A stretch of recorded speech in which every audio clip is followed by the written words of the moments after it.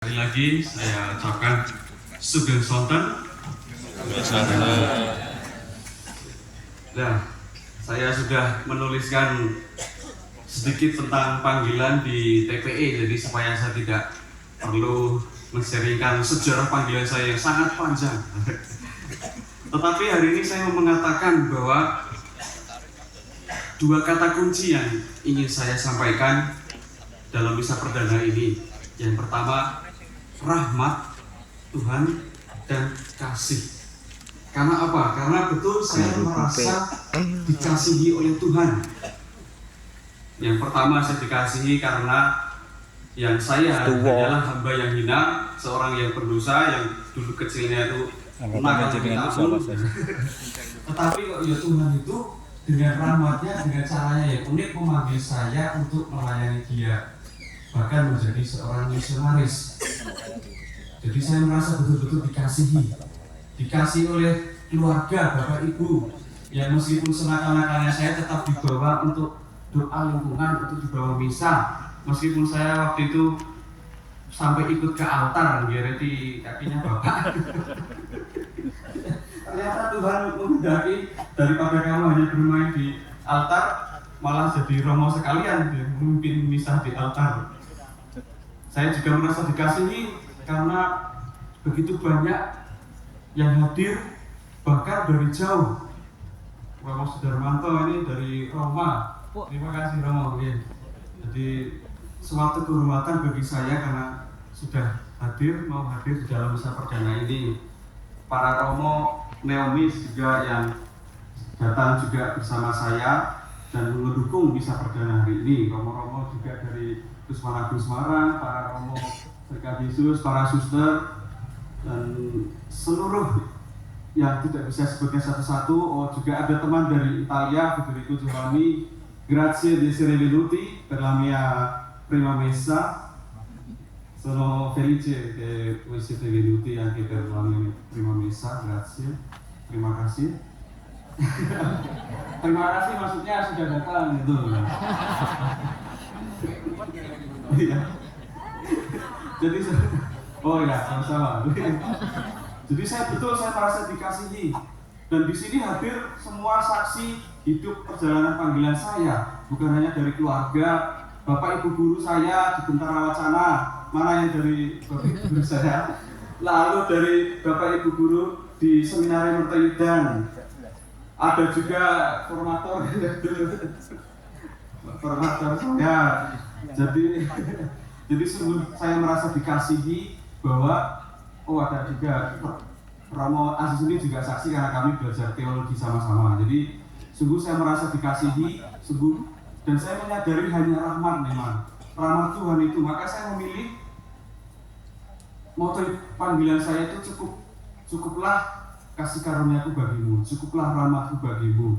Karena saya menyadari bahwa memang saya memilih panggilan jadi mama itu bukan karena saya suci, bukan karena saya ini pintar, bukan karena saya ketika saya menerima penumpangan tangan dari Bapak Uskup dan para imam itu saya menangis. Saya merasa bahwa rahmat Tuhan itu begitu besar gitu loh. Saya merasa Roh Kudus yang saya terima itu begitu besar, sehingga saya menyadari bahwa saya ini hanya hamba yang hina, dan terima kasih dan bersyukur karena Tuhan, karena rahmatnya saya bisa sampai hari ini, dan ini baru awal bagi saya. Karena setelah ini, seperti yang diumumkan waktu tahbisan oleh Pastor Sudar, saya akan bertugas untuk bermisi di Brasil Utara, di Amazon.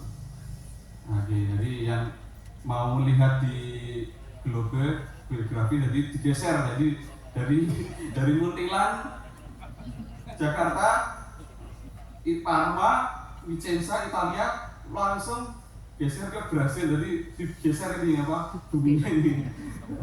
Tapi itu saya bersyukur, itu juga rahmat. Karena pertama-tama yang menginspirasi saya itu Romo Van Lith. Betul, Romo Van Lith itu saya dulu dari pulang SMP itu mampir berteduh di Kerkop, mungkin Pak ada saksinya nih Pak Nurjit. Sering saya berdoa di makam Romo Van Lith, dan saya merasa tersentuh karena Romo Van Lith itu jauh-jauh datang dari Belanda untuk mewartakan Injil di tanah Jawa.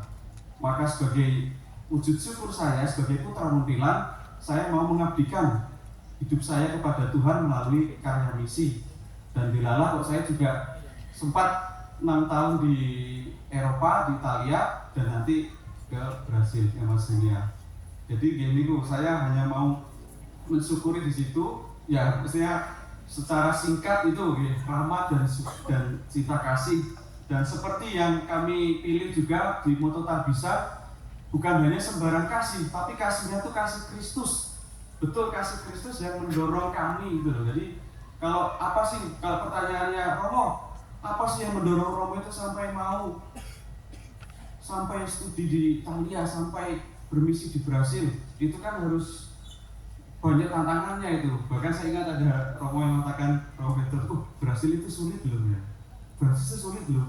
Sudah ada Romo Sakiran yang keluar di sana. Nah, jadi saya kalau ditakut-takuti seperti itu malah makin yakin saya. Dulu saya mau masuk seminari ditakut-takuti, walah itu tonggomu dulu satu nggak lama tuh berapa tahun atau mungkin Billy ini nggak sampai lulus, ternyata kok lulus. Waktu mau masuk Saveria ditakut-takuti, Saveria itu berat loh, sulit loh. Ngopo kok malah aduh-aduh tekan Saverian, kok orang sih cedak baik ya. Tapi karena saya itu merasa Tuhan rahmatmu itu cukup besar dan saya yakin kemanapun saya pergi Engkau selalu menyertai. Maka saya ketika kami retret, pertanyaannya bagimu siapa Yesus itu? Bagi saya Yesus itu teman perjalanan. Seperti dalam bacaan setelah kebangkitan itu di Emmaus. Yesus yang menampakkan diri kepada murid di Emmaus. Ya seperti itu, kadang-kala ya dalam teman perjalanan itu ya mungkin saya tidak menyadari bahwa Yesus itu ada, tapi dia terus menjelaskan gini loh, Yudis ya saya ini masih ingat. Kalaupun ketika saya dalam kesulitan, ketika saya dalam masa ini, Tuhan Yesus itu hadir itu loh, menjelaskan gini loh, Yudis ini loh, panggilan itu seperti ini, itu kok abot gitu loh. Ketika saya 1 tahun diakonat, saya mengalami juga sekolah kehidupan gitu ya, mungkin 1 tahun yang bagi saya menjadi rahmat. Awalnya saya merasa kok saya diutus di komunitas yang sepuh-sepuh gitu ya. Diakonatnya di mana? 1 tahun masa diakonat saya membaptis 1 bayi. Itu pun karena anak dari sahabat Samaritan yang kami kenal. Tapi saya malah bersyukur, Tuhan terima kasih. Itu juga rahmat karena saya belajar untuk sabar. Saya belajar bahwa pelayanan itu bukan hanya terdiri dari banyaknya baptis. Romo Fanit aja waktu datang tidak langsung banyak baptisannya, malah mau dipindahkan ya, ini mana nih ada buahnya, lihat itu Romo benar banyak dibaptis.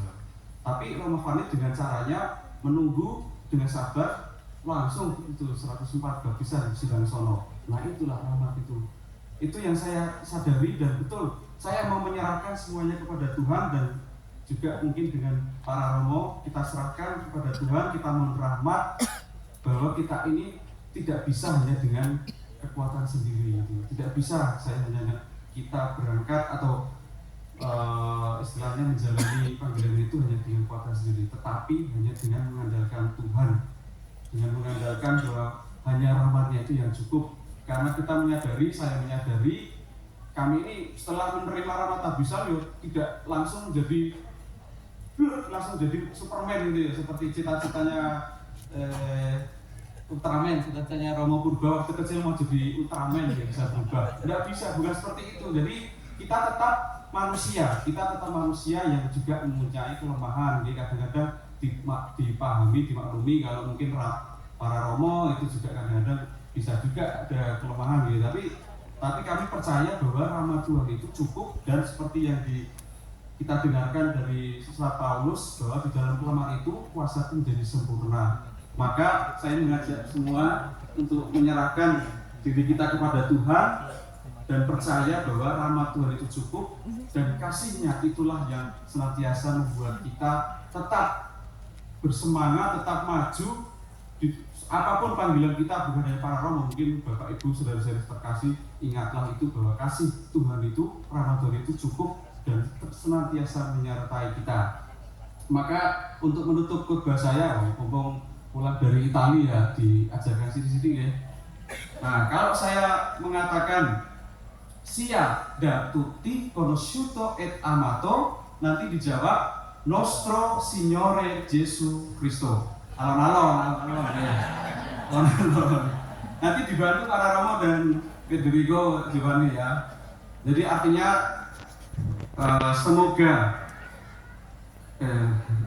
semoga Kristus, semoga semua semakin mengenal dan mencintai Tuhan kita Yesus Kristus. Lalu bahasa Indonesia ini diulangi ya. Siada tutti conosciuto et amato nostro Signore Gesù Cristo. Sekali lagi, siada tutti conosciuto et amato nostro Signore Gesù Cristo.